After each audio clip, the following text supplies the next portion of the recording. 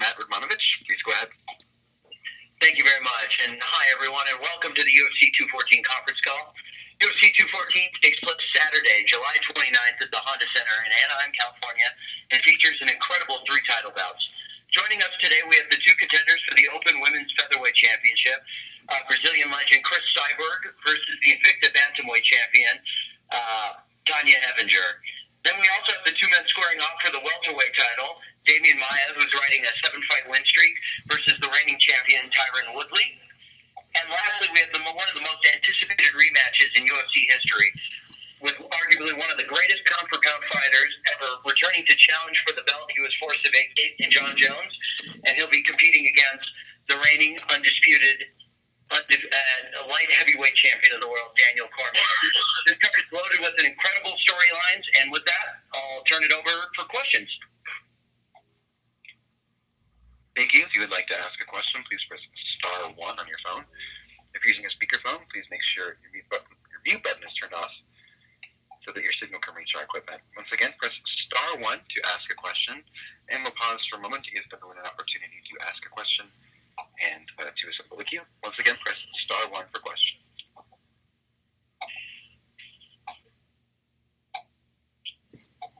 And once again, *1 on your phone. We'll take our first question from Damon Martin with MMAweekly.com. Please go ahead. Hey guys, first question is for Jon Jones. Jon, obviously it's been a while since you've been in the octagon. You've had to go through a lot to get back to here. How big is this fight in terms of your legacy and your career because of everything you've had to go through over these last couple of years? I think can you hear me clearly? Yep, I can hear you. I think it's a really, really big fight, for my legacy. The last time something bad has happened, something that really majorly has gone wrong, it was 2 years ago. And I think people fail to really realize that.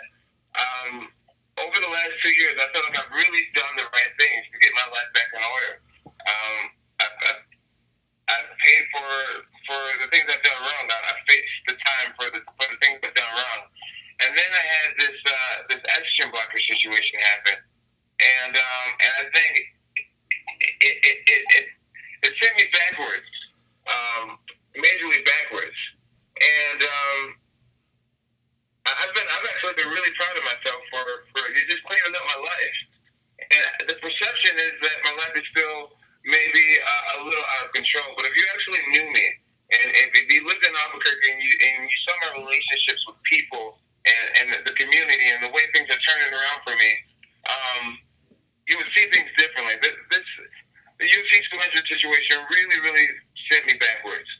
I've forgiven myself for the things that happened, and I feel like I've done all the right things to get my life back together. And I feel like this win on Saturday is going to allow the fans to almost to forgive and forget a little bit about that hit and run car accident and start to get excited about my future. I think getting this belt back is just going to set everything in the right direction for people to remember, why I'm an exciting fighter, for people to remember why I'm one of the biggest pay-per-view draws in the sport. I think people have forgot about the things that made me special, and I'm excited to get this win so that it will kind of outweigh what happened 2 years ago, and allow everyone else in the MMA community to start to move forward and heal from that, the way me and my friends and my family and my teammates have moved forward from it already. Because you have cleaned things up so much, Jon, and I know you made so many changes in your life, that this is a big moment for you personally, but on the other side of the octagon, you got, one of your biggest rivals, of course, Daniel Cormier. He's never lost in the sport outside of the one fight with you. So how much of this is about you, getting back what you lost, getting back the title, and how much of it is about the rivalry, about this dislike you have for Daniel Cormier? I mean, honestly, and I mean this with fire in my heart, this fight to me has nothing, it really has nothing to do with Daniel Cormier. It could be anybody. I I mean, Anthony Johnson, it could be Anthony, it could be Gustafson that got the belt in my absence. This fight for me is about legacy. It always has been. You know, I've had big fights with guys like Brandon Jackson, who hated me, who tried to make me look like a fool. Rashad Evans, you know, we fought for the pride of Jackson's in the main, the pride for Albuquerque. Chael Sonnen, you know, UFC 151 was a nightmare. And then he talked so much trash leading up to the Ultimate Fighter. And then DC, like, I've been in this position so many times, having a kind of an antagonist. And for me, it's always been about chasing greatness. And that's what I'm here for. This DC chapter is going to be over on Saturday, and he's just going to be a part of my legacy. At the end of the day, he will be remembered as one of John Jones' great contenders. Since you've been gone, John, you know, DC has been in a ruling division. I mean, he has picked up some huge wins. Have you been impressed by DC in his last few fights since your fight with him? You know, his Alexander Gustafson fight was awesome. You know, he showed a lot of heart. That was a really great fight. As far as the Anthony Johnson fights, I mean, there's a clear path to beat Anthony Johnson. You take him down to the ground, and you take him out. I mean, the guy's lost to so many people by rear naked chokes. I can't really say I'm that impressed with those victories. I don't know, man. In my mind, I look at it one way. You know, it's like, in order to go to sleep, considering yourself the baddest motherfucker that has lived throughout this era, you got to beat the baddest motherfucker. And I mean, he says that, you know, well, I didn't have to beat you. You beat yourself. Every time you say that, he validates what I'm saying. Yeah, you just haven't beat me. You know what I mean? So, am I impressed? I mean, you can beat as many people as you want, but until you beat the guy, then you're not the guy. And one question for Daniel Cormier. DC, you know, hear what, you know, John is saying. I mean, listen, at the end of the day, you know, he is, you know, arguably the greatest of all time. Do you feel like you're going to get that same John Jones you fought before when you fought him in 2015, or do you feel like you're going to get the John Jones maybe you saw against Ovince St. Preux, or even maybe a different version than that? What do you expect out of John Jones in this fight? You know, I expect him to be as good as he's ever been. A lot of people talk about the Ovince St. Preux fight as if it was some horrible fight, but as I've watched it in my preparation, it wasn't as bad a fight as people try to make it out to be. He should be proud of the way he performed on that night, because that was the best of his ability. You know, he fought as well as he possibly could against Ovince St. Preux. But it wasn't a bad fight. He did a good job. So I expect him to be as good as he was against Ovince St. Preux, because that's as good as he can be. That's who he is. That's his best version of himself. Thanks, DC. Appreciate it. Thank you again, star one for questions. We'll take our next question from Dan Wetzel with Yahoo Sports. Please go ahead. I wanted to ask each of you, maybe we'll start with Dan and go to John, to just run through the emotions as you remember it now of the night in Vegas when the test came back and the UFC 200 fight was off. Both of you guys were very emotional that night. And I just wonder, how do you recall that night, what you went through, and at that moment, did you ever think that we'd be back to this so quickly, basically just a year later? You know, the moment was tough. It was very difficult because I had worked hard to try and get the only loss back that I have in my career. With that being said, after the initial shock and sadness of the fight getting canceled, I kind of went back to just preparing myself. You know, as a professional, you have to get back on the horse. You know, I was informed very quickly after he was out of the fight that they were going to try to put something together.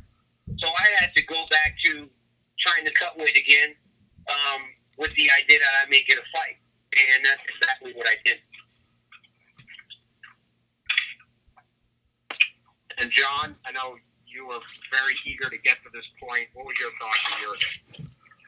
Well, what hurts me the most about UFC 200 was everything that people didn't see that I've done to get back to that point. I mean, things got really ugly for me. The lawsuits, the probation, the court stuff. It was so ugly. I mean, the hit that I took, my image. I mean, the situation that I put the girl in. It was terrible. It was terrible, and it took me a long time, and it took me a lot of effort to get back to UFC 200. I was so proud to show my fans that you can come back from anything. And then UFC 200 was going to be the way that I officially said, you know what, look at that, guys. I freaking did it. I didn't give up. I came back bigger and stronger. With USADA being a part of the program, bigger and stronger than ever. I started, and then the UFC 200 situation happened, and I tainted my legacy because of an estrogen blocker, and the beautiful thing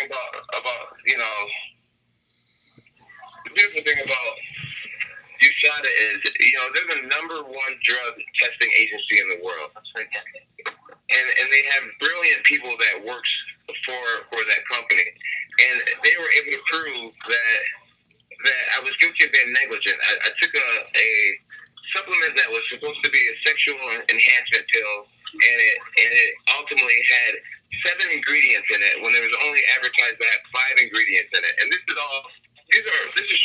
all public documented.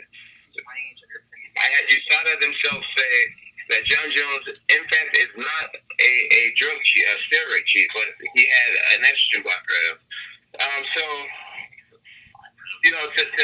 To have the world try to delegitimize 10 years of being undefeated because of a sex pill, it really hurt. It really hurt.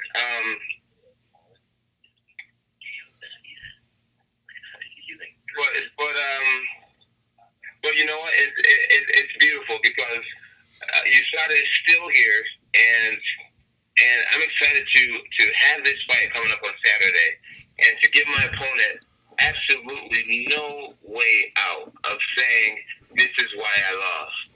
Because right now the storyline is, well, John Jones beat me, Rampage Jackson, became the youngest champion ever, became a guy who made it to the UFC after only training for I think 7 months. To delegitimize all that by trying to accuse me of being a steroid user, it's almost hysterical. But I'm so excited because of Saturday, USADA is still fully intact. And I want to do exactly what I did last time, but I feel like it's going to be in a better fashion. And there will be no excuse for me winning, but my hard work, my heart, my faith, and my belief. And so I'm just excited. I'm just excited to be in this position here. I get to put a lot of the critics to rest. Well, you did it again. Definitely wasn't steroids this time, so I'm just interested to hear what people have to say after Saturday. Thanks, guys. Thank you. We go next to AJ Perez with US Today Sports. Go ahead, please. Yeah, thanks for your time. This is for VC. A lot made of the first meeting with John Jones. It was during UFC 121, I think. Actually, in Anaheim, where you guys are fighting on Saturday. What stands up most about that first meeting to you, DC? Just even in the first interaction, that I know on a number of occasions he said that it was kind of the strike up a new friendship. But for me, it was mostly just that in the very first instance, it was something that was, I'm better than you, or it was competitive immediately. And for me, that was the basis that was formed from the moment that we ever came into contact. And I'm okay with it. I'm actually okay with it being competition from the first start. Because if this would have started as something different and it turned into this, then, maybe that could be like me having to maybe I would have to look within myself. But the fact that from the moment, even if it was in jest, it was something competitive. And that was what formed the foundation for him and I's relationship. All right, thanks. I appreciate it. And thank you once again. If you'd like to ask a question, please press *1 on your phone. We can next to Greg Moore with azcentral.com. Yeah, this question's for John. John, I'm out here at Arizona Cardinals training camp. You got a message for your brother, and then also tell me about your training going into this fight. Well, as far as Chandler, I'm super, super proud of him to be in Arizona. I mean, he's really, really living an amazing life. I mean, to be young and to have just signed an $83 million contract and be single, I think that guy lives in like a $4.2 million house. He is the modern day Bruce Wayne, and I'm so proud of him. And as far as the training, man, I was glad to have him down here. I mean, he only stayed for 1 week, but I feel like he changed spiritually in that 1 week. I mean, physically, there's not much you can do in 1 week, but the things that he got to see, I mean, to watch his older brother train 4 times a day, and just live the train between what I eat and just my recovery and just to get right back to the gym. I think it inspired him, and I think it's going to translate in the football field. I don't think there's anything the Cardinals could do to him on that field that would be tougher than what he witnessed me do here at high altitude in Albuquerque. So yeah, I had a great training camp. So to answer your question, right now I weigh about 217. I'm fully hydrated. I've been eating meals all day, and I feel amazing, man. I feel like I'm at age 30, which should be my prime, and no injuries, and super confident. I beat this guy before. We've made some major adjustments, and I'm excited to see what I'm capable of in my very first rematch against a guy that I've already beat. You know, like the first time I fought Daniel, it was like, well, he's undefeated, man. Maybe he has it. You know, maybe he has that it factor. You know, some people have that it factor, like Floyd Mayweather or Chael Sanderson, or just people who can actually go undefeated. And now that I found out that he doesn't have it, I'm excited to freaking be the GOAT and freaking not only beat this guy, but to finish him this time. And this is what my camp has expected out of me. It's finishing people and to provide an output that I don't believe he can handle. So we're excited. We're really excited about this. Thanks, John. John, you know you ain't finishing nobody. When was the last time you finished anybody? Now you're going to come back after all this time away to finish me? You've lost your mind. You're not finishing anything. We'll take our next question from Stephen Morocco with MMAJunkie.com. Please go ahead. Well, I just kind of wanted to follow up on that, Daniel. Kind of wanted to just ask you how John is coming across to you in this call, talking about doing the right things, forgiving himself, saying it could be anybody in the cage. How's he coming off to you? I don't know, because I don't really care. You know, I don't care if he's made changes in his life. I could give two shits if he goes to church every day and he's reading his Bible and he's doing everything perfectly right. I don't care. I don't care if he's out every single night partying. I could give two shits. All I care about is him getting to the octagon on Saturday. He talks about confidence. He talks about finishing. He talks about working hard and all these other things. These are things that champions just do. These are the attributes of a champion in general. It's not about what you do afterwards. These are things that you should always do. And these are the things that I have always done that I'm always going to continue to do. So, yeah, he's confident, but I'm over here confident, too. And I don't have to tell you. I'm just going to show you on Saturday night. The one thing that I do think, Stephen, is that John hasn't done this for a while because he's a little bit long-winded. Okay. And John, what was going on with you during that Fox interview this past Saturday when you tore off the headset and you walked out of the shot? Was that just the way it played out in the moment, or was it something else?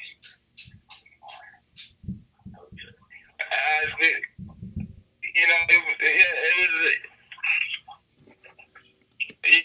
walking off at the end of the interview? Yeah. I felt like the interview was over. Okay, it seemed like you kind of stormed off. It didn't seem like a natural exit, so I just wanted to clarify. I had my blue belt ceremony to get to too. I was like, I was late for that, and I felt like the interview was over, and I just wanted to be on time and not miss that ceremony. I gotcha. You mentioned earlier that you've always had an antagonist. Is Daniel Cormier your greatest antagonist? I would say outside of the octagon, yes, because of all the back and forth and all the verbal. But inside of the octagon, it would have to be Alexander Gustafsson. I mean, he came the closest to actually put me in a spot where I felt like, shit, I'm digging deep right now. Like, I am possibly, I could be losing this.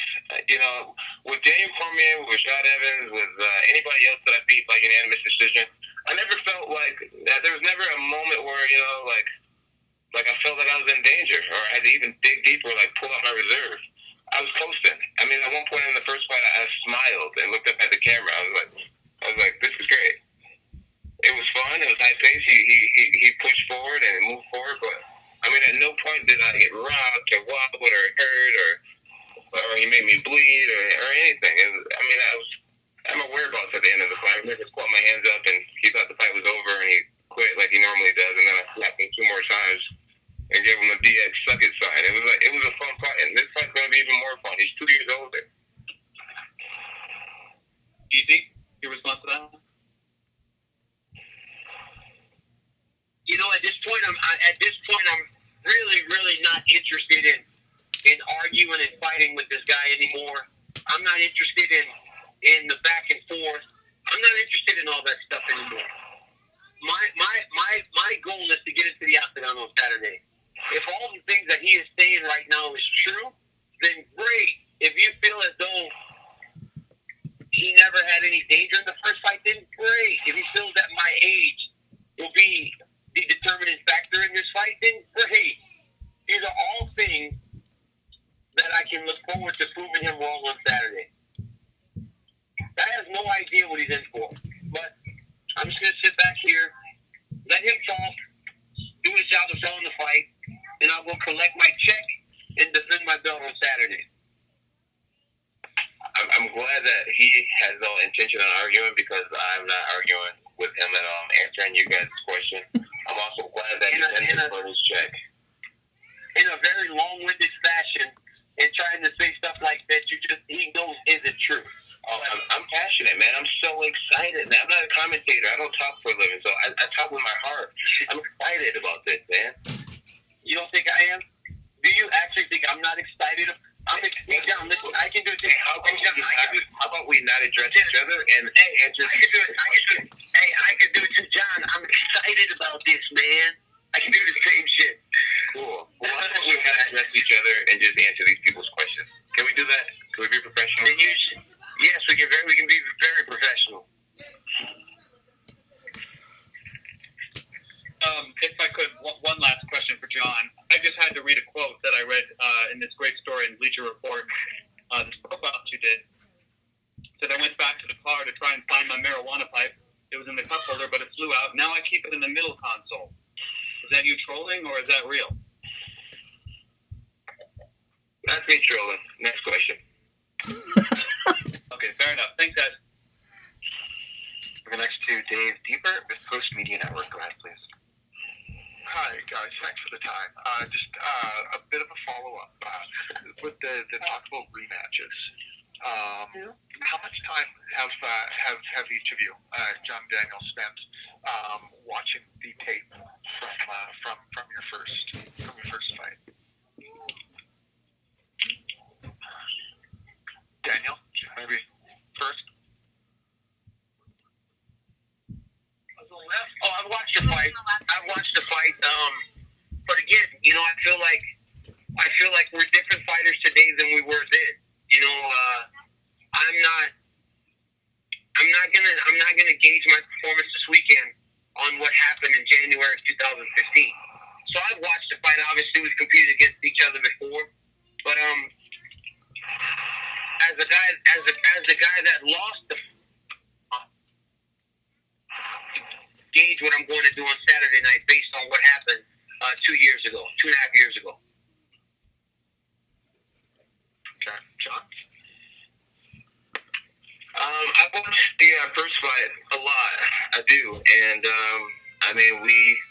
my team here at Jackson's MMA, we are notorious for studying film. And so the beautiful thing about this rematch is, I've been able to somehow never lose because of what I find in footage. And now I have a blueprint of myself against someone that I beat before. And this blueprint, it's gigantic. It's my first rematch. I'm super excited about my first rematch. I'm a huge fan of the sport. It's the reason why I didn't fight Chael Sonnen at UFC 151. I don't like fighting without studying first. And to have the blueprint of how to beat Daniel Cormier, of myself beating him, it's gigantic.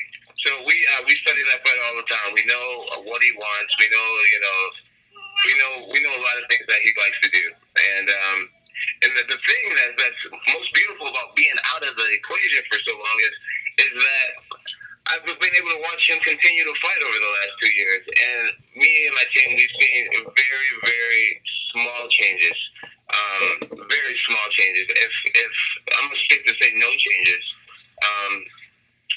And in my situation against OSP, because I was a little gun shy, I showed almost nothing. I literally did side kicks to the legs the whole time. I threw maybe 3 punches the whole fight, took him down against the cage. Yeah, I've been doing it my whole career. That's something I'm really good at. But I've showed Daniel nothing. He has no clue of the progression. He has no clue what I've changed in my boxing. He doesn't know what I've changed in my clinching. He doesn't know what I've changed in my jiu-jitsu. He has nothing. I've watched him on the ground against Anderson Silva. We know what his top game looks like. I watched him take Anthony Johnson's back. We know what his back control looks like. We know what he's capable of. We have a huge blueprint on him where he really has no clue what I've done differently over the last 2 years. All right, thanks, you guys. Once again, press *1 if you'd like to ask a question. We go next to Mark Raimondi with MMAfighting.com. Please go ahead. Hey guys, thanks for taking the time today. First question is for Cyborg. Cyborg, are you there? He's on the line. Yeah, okay. Well, then she's there. Hey, Cris. I had a question about the weight, about your weight cut. Where are you right now? And I know that the CSAC has been monitoring you guys more than other commissions have leading up to this fight. Are you happy with where you are now? Are things going okay with your weight cut? I'm really happy. And today it's still my last fight, and I keep training. I think my cut for 140 hours helped me for getting low my weight. And I feel very great. I'm feeling great, and I made the cut. And I feel great just today, really close to the weight, and you have a still 5 days.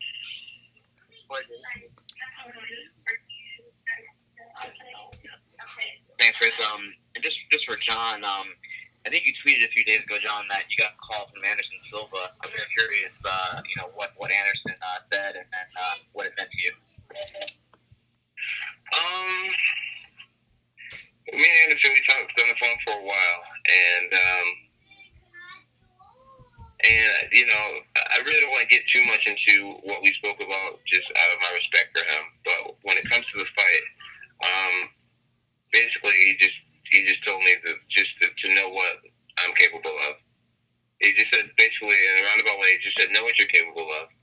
And he said it was almost surprising to feel the level of fear I felt from Daniel. He said to me, I'm an old man now, and Daniel had to take me down round after round because I felt fear coming off of him. This man has fear in his heart. And he said, know what you're capable of. Go out there and you take this from him. In a roundabout way, that's what he said. And just to get it, did that mean a lot to you? Well, absolutely. And Anderson Silva is my idol. And, he's been the guy that I've respected the most since I was 19 years old and I got into the sport. And to hear him have that level of faith in me and to pretty much tell me that, it's already done now, I just got to go out there and do what I'm capable of. It felt great. It felt great coming from him. Thanks, John. I tell you what, one thing about me and Anderson, man, is that my takedown defense is solid, dude. There's no taking me down if things don't go your way. And there's definitely no laying on me and half control and half guard the whole time, the way that happened. But anyways.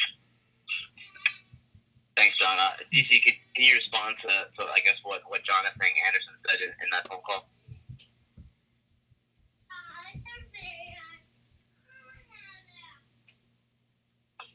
Okay. Yeah, it's good that they're friends. I mean, it's good that they're friends. It's good that Anderson called him with advice. But, that would almost be like me having Glover Teixeira calling me to tell me how to beat John Jones. He lost. It's much easier to give advice to someone about someone you lost to. You don't want to see me win. I beat him. You don't want to see me win. So go get John to do the job that he couldn't do. So it doesn't bother me. I could really care less if everybody calls him and tells him how he should beat me or what they felt when they were in the octagon with me. If a guy's gonna just fall down in the middle of the octagon and let me get on top of him, I will gladly take that. Fair enough. And just last thing for me, the promos for this fight have had a lot of critical acclaim. I was just curious about how you guys felt about him. John and DC. Starting with you, John. Were you okay with how the promos came out and how they portrayed you and that whole thing? The first time I watched it, I was uncomfortable with it because, it showed me talking in 2011 and saying how I would never want to do something that would harm the image of the sport. And that was genuine, man. I never intended on having an image of being the bad guy. I really didn't. And somewhere along the way, I got lost, man, and I got caught up in my own shit, and I started having fun and partying and still winning. And I just took it all for granted. Genuinely, I really wanted to be an inspiration to other people and to inspire people and just to be a role model. That was my original thought. And somewhere along the line, I just stopped caring, and I started, living for myself. And the promo was honest. The timeline the proof is in the timeline. It was all right there. And I curated that. And but the beautiful thing about the promo I felt was my life and my mistakes are just so out there.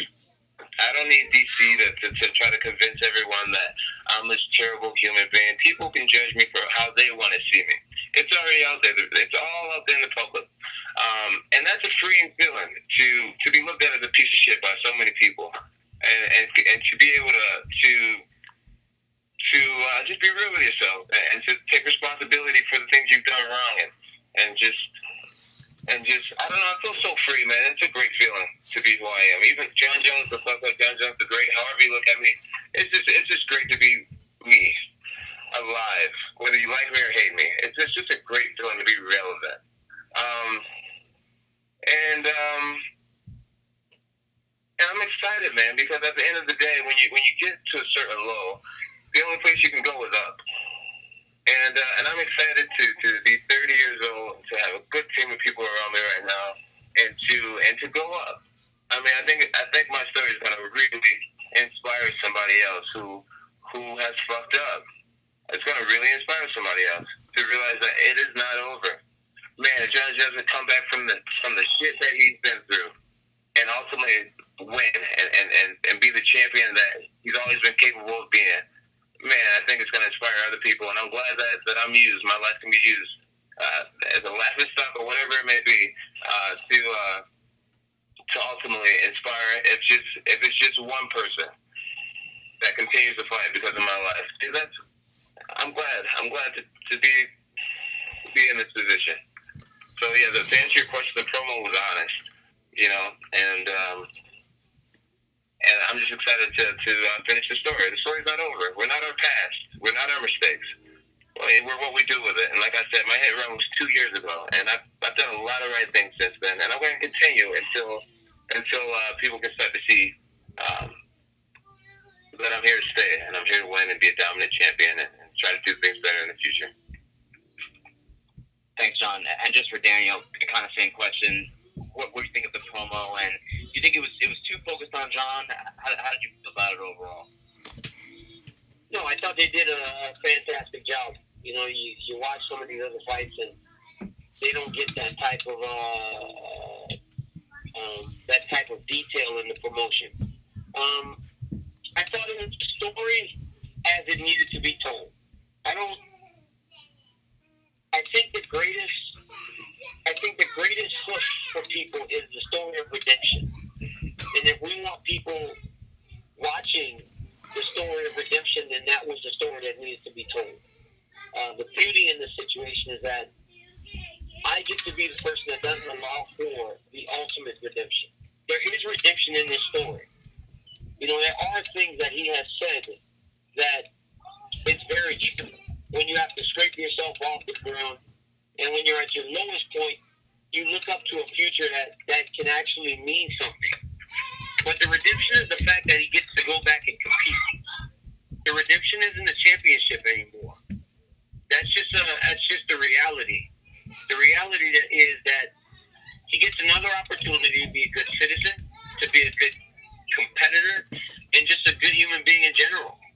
You take from that, you learn from that, learn from all those mistakes, and do that. But the story of redemption is not getting his hand raised in the octagon this weekend. Maybe later, but not right now. I mean, listen to who that's coming from. Of course, that wouldn't be the story of redemption in your mind. And again, could we please just answer these people's question? I'm very quiet when he's talking, but to answer his question now, redemption is getting to do the things that he's getting to do this weekend. Everybody doesn't need the ultimate redemption. But he will get redemption by getting to compete again. Well, now it's the ultimate, and then there's regular redemption. Okay, I get it. But I said the fact that you've actually picked yourself up, if it was that low and gotten yourself back to this point, great on you. But that's his redemption.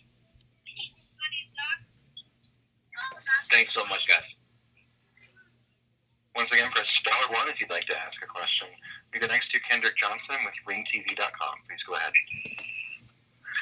John, kind of piggybacking off of what you were talking about your mistakes and stuff being public. How much truth is it that you woke up at 2 p.m. when y'all fought last time after a night of partying and being hungover to pull off the performance that you did and dominate? That's an epic story, but that's not true. That's not true at all. No, did I woke up at 2 p.m. and fighting there's no truth behind that whatsoever.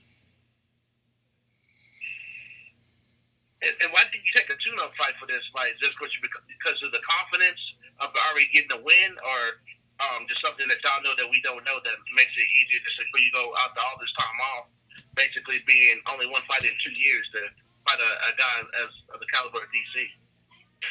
Because DC is unquestionably he's a great fighter, but I feel like this is my era. I feel like DC's position is to be my, whoever, you can't do something special without a great competitor to go against. And I just feel this is my time. And call me crazy, but I feel like I'm gifted, and I feel like that I was put on this earth to do this. I feel like this is what I was born to do. And when you believe in your victory like that, it allows you to not even trip about DC or any of these other guys who people think is great. It's like I believe that I'm the one. I believe it with my whole heart. My kids, I tell my kids that I'm the one. They look at me like I'm the one. I've obsessed myself and I've convinced myself that I'm something special. And when you believe that in your heart, man, you're dangerous, bro. Especially when you have the work ethic and the athleticism to back it up. And so I don't feel like I need a warm-up fight. Either you got it or you don't. And throughout DC's career, it's been proven time after time again that he is not the one. If he was the one, he would have beat Cael Sanderson. If he was the one, he would have won the Olympics. If he was the one, he would have beat me the first time. I believe that I'm the one, and I'm going to prove it another time this Saturday. At least with my next question, this is for DC. How much does it bother you to kind of go in WWE terms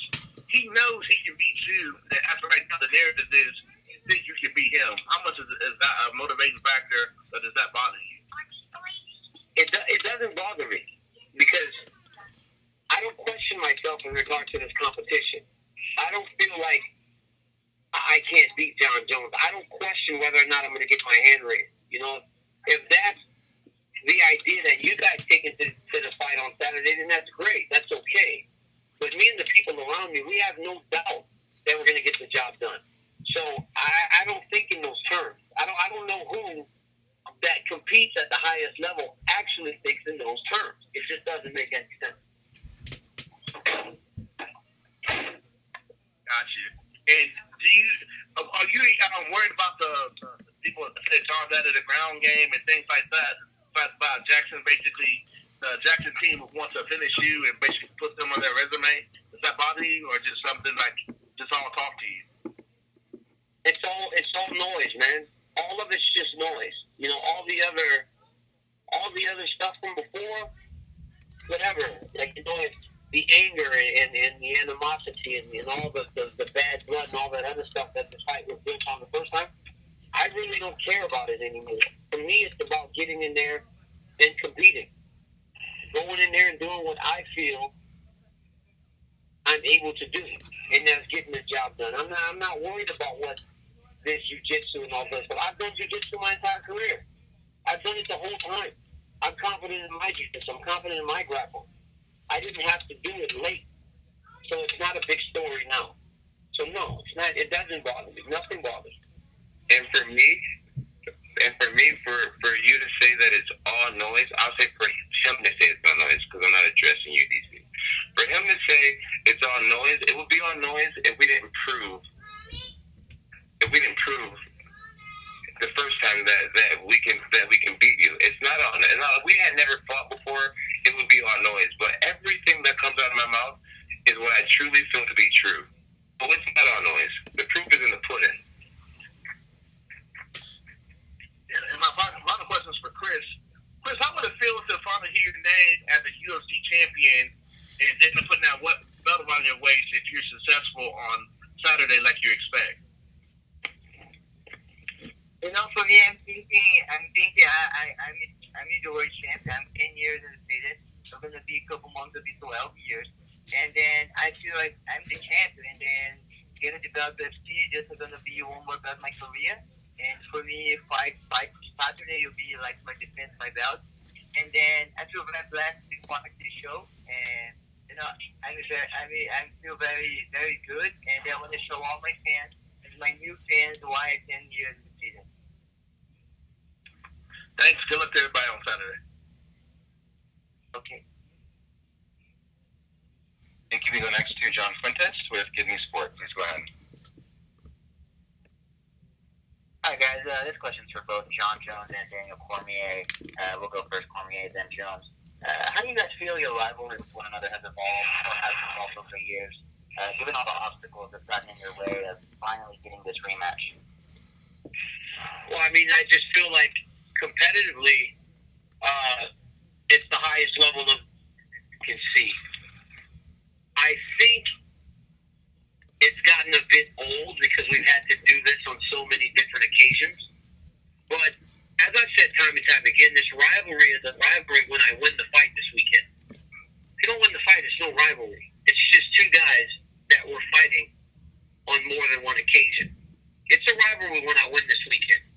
But it's gotten a little bit old because we've done it so many times.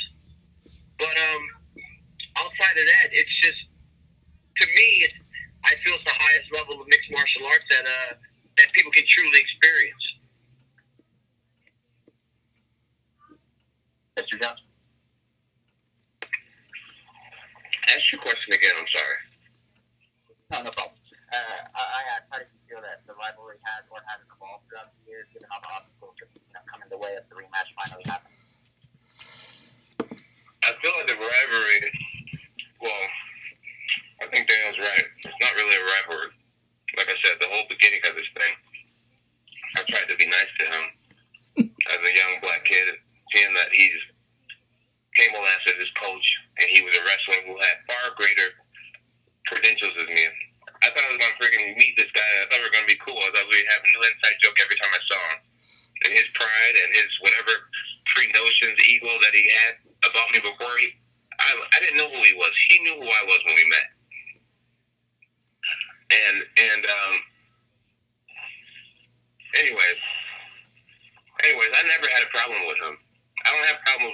I've beaten already.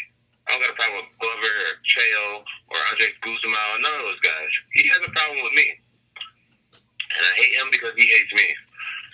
But anyways, this whole thing that we're going through,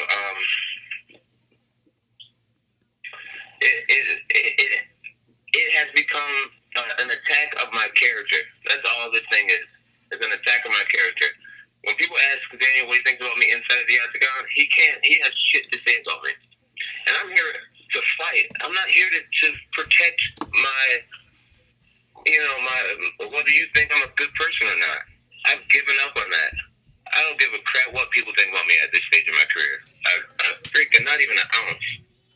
I'm happy with the father I am, the person that I am, the friend that I am, the teammate that I am. Everybody else don't even matter. Their opinions don't even matter. And this whole thing, to answer your question, how has it evolved or not evolved, this is the first time I've been against someone who is literally just fighting to prove that I'm a bad guy. Fuck it, call me the bad guy. I'm not fighting to be the good guy. Never had anyone just attack. I mean, listen to his interviews, it's always the same shit.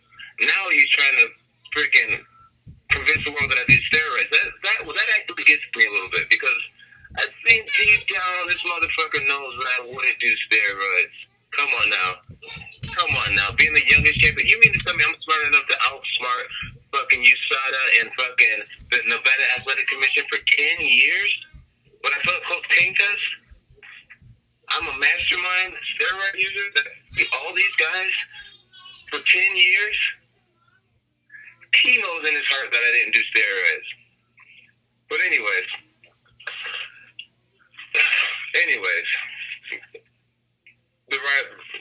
I feel like I answered your question. This whole thing has become a tag of John Jones' character.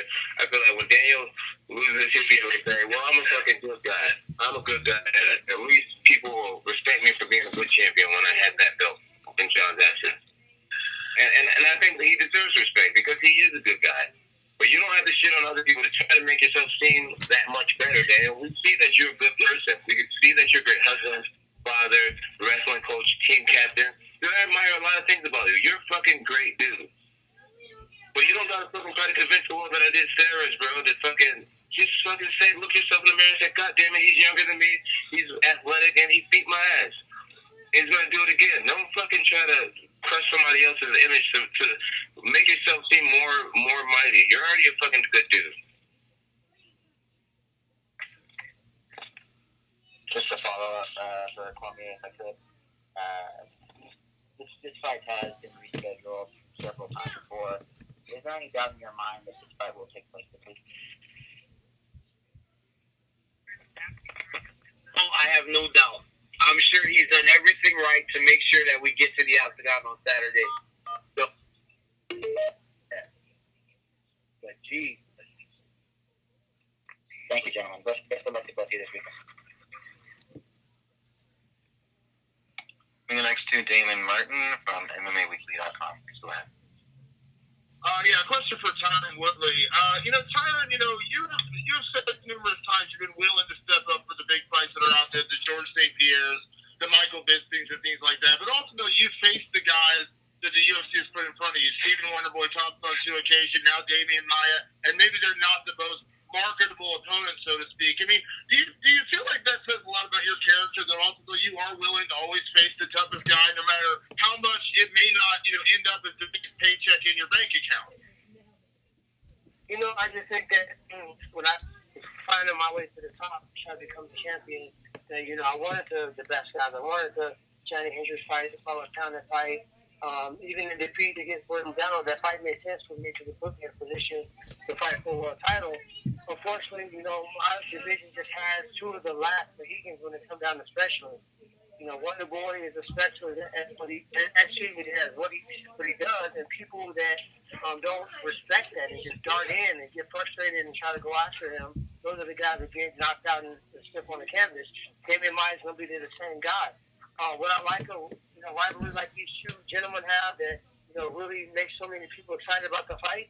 Oh, of course. That puts you in a position where you remember. I think every great champion needs that rivalry rematch trilogy that gets fans talking about them because they can resonate with it. But if it's not a huge draw, it's because of our sport. It's not really that Demian Maia is not a worthy opponent. He's on the 7th West Street. He's a world-class guy. People just respect striking, not just striking, aggressive striking, knockout blood. That's what our fans love to watch. So if there's not going to be an opponent that is going to, basically get everybody talking, and maybe sometimes I'm not that opponent. Who knows? But I'm fighting on a phenomenal card. This is a crazy point in history. Cormier and John Jones has one of the most authentic rivalries that we've ever seen in our sport, outside of Chuck Liddell and TOCs. Both great opponents, and to be honest, man, I'm just trying to get the party started. I'm trying to be the hype man. I'm going out there and trying to do fast work on my opponent so I can actually get through my interviews and watch the fight. And, Tyron, you told me in the past that, ultimately your goal is to be the greatest welterweight of all time. Considering you now have the win and maybe a win and a half, however you want to look at it with Wonderboy, considering, a lot of people tell you won the first fight as well. And then, if you go out there and beat Demian Maia, who's on, I don't want to get this on 6-7 fight win streak, dominant through pretty much every performance he's had. I mean, how, in your own head, how close do you feel like you are to getting closer to that goal of becoming the greatest welterweight of all time? Well, it's one step, but it's not a huge step, to be honest, because, obviously, it's a guy named George St. Pierre that's out there talking about still fighting. There's other welterweights, like Nick Diaz, who was, in my opinion, a lineal top 10, top 5 welterweight. There's other fights and things that could make me the greatest welterweight. It's also the way I go out there and fight guys. I can open up a little bit more and let guys have it. That's all the tools and all the skills and explosiveness and conditioning. Sometimes it's the way that I fight against opponents that can put me in that position. So I think this will be a step forward. It won't be a huge, long jump, but it'll be a step forward. And I'm in it for the long haul, man. I'm not trying to win 2 or 3 fights and get out of this. I'm trying to grow as a champion and, grow into a superstar. Awesome. For Demian Maia, Demian, you've been on this incredible win streak, and you've been kind of waiting for this moment a couple of different times, if not for the draw in the first fight with Wonderboy. You probably would have gotten that title fight before now.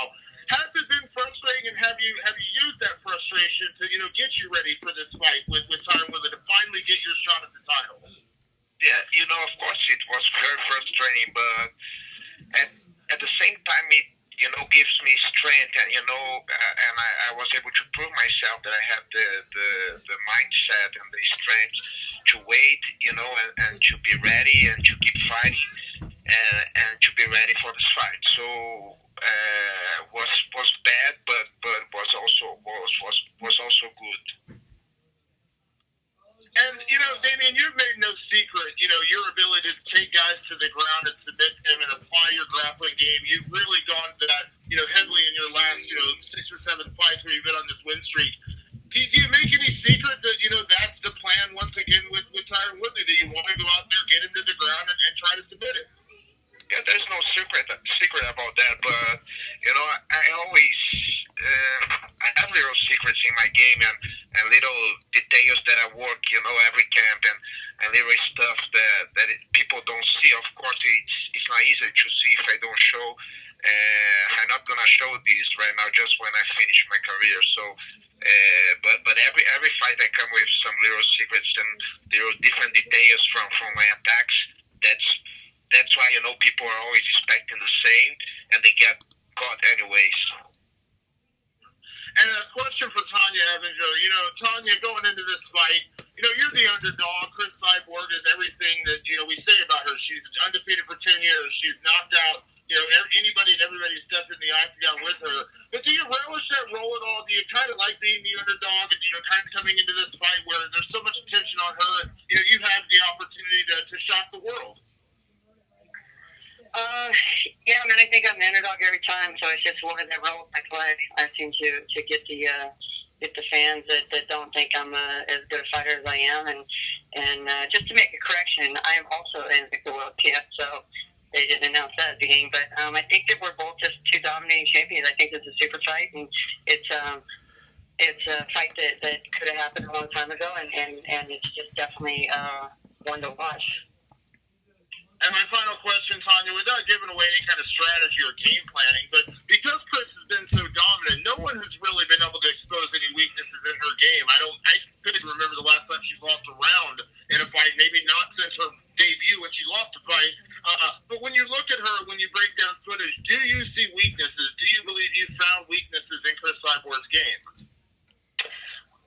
go in any fight thinking that my opponent has any weakness. I just go in there to put my style out there and be offensive myself. And I did an interview actually, and they asked me that you've never had anybody actually come at you like she's going to come at you. But I think that she's kind of had that same role in all her fights too. She's been the most dominating one in her fights. So I think that we're both coming in as two strong opponents with the similar style, but a kind of complete opposite style. So, you know, I think it's just one of those things. I don't really game plan for a fight. I look where I'm strong, and I look where I think that I can win certain rounds and stuff like that, or certain positions, and I go about it that way. With the fight, you never know what they're training or what they're changing, so I just go in with open mind and able to adjust where I need to. Awesome. Thanks, Tonya. No problem. And this concludes today's question and answer session. At this time, I'll turn the conference back over to your host, Matt Romanovich, for closing or additional comments.